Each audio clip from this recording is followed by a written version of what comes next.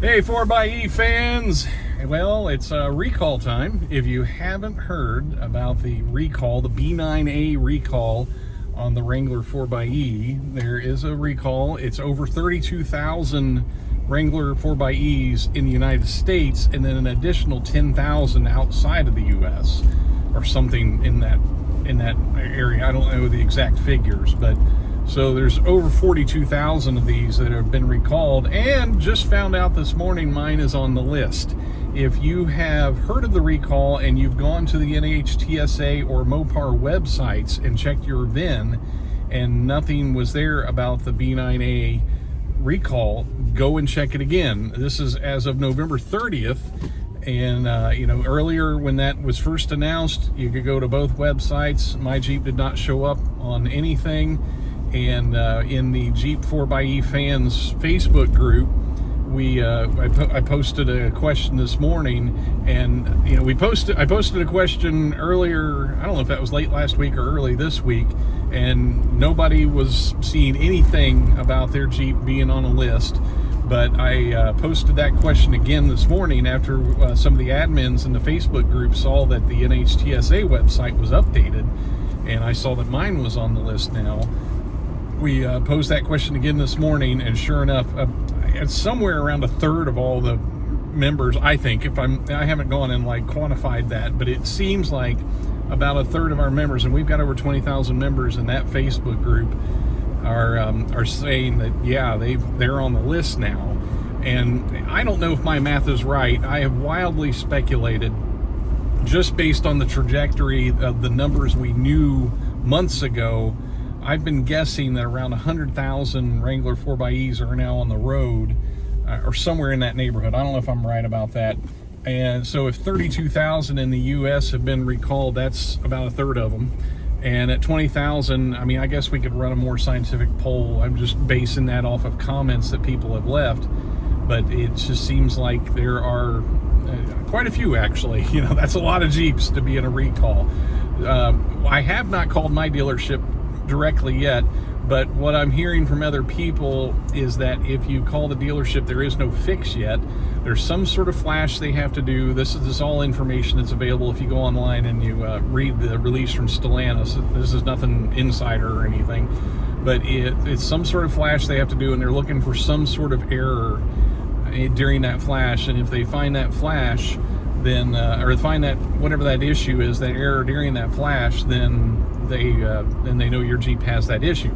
Now, what I don't know is if it's a software update, is it a battery replacement? That's two ends of the spectrum, so don't quote me on that. I'm not saying that's what it is.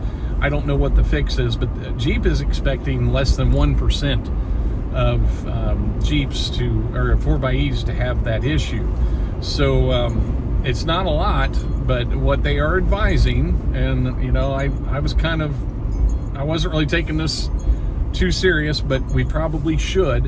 What they are advising is that 1, you do not charge your 4xe, and that 2, you park it outside. That you don't park it near a structure or anything. So those of us that are showing up on that list, like I said, that's 32,000 Jeeps that we all should, according to Stellantis.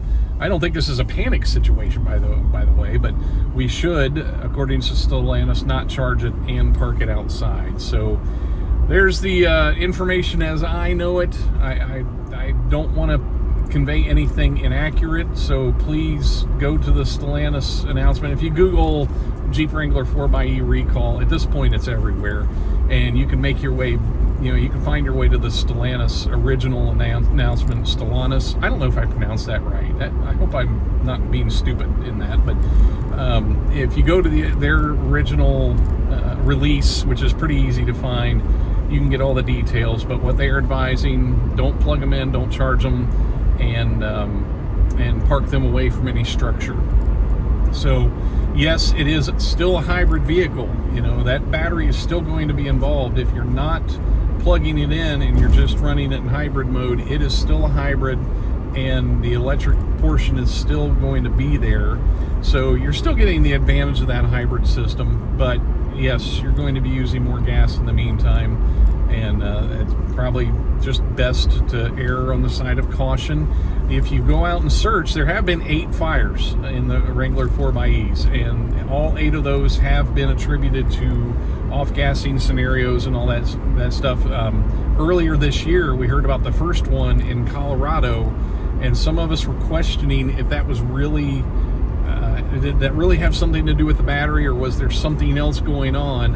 And yes, that has been confirmed that all 8 of these were something to do with the battery. I don't know if it's, this is me speculating. Again, this is nothing official, nothing insider.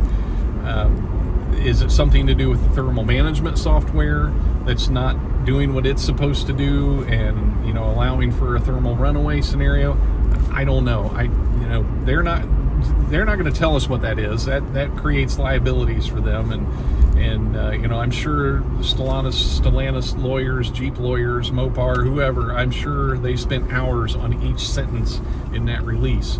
So they play their cards close to the chest, as all big companies have to do these days, because everybody likes to sue. And so they're not releasing more information about that than what we need to know, which what we need to know is don't plug it in, don't charge it, and park it away from any structures. So that's the latest. If you haven't heard about that or don't know about that, that's what you need to know. And thanks for watching. Take care.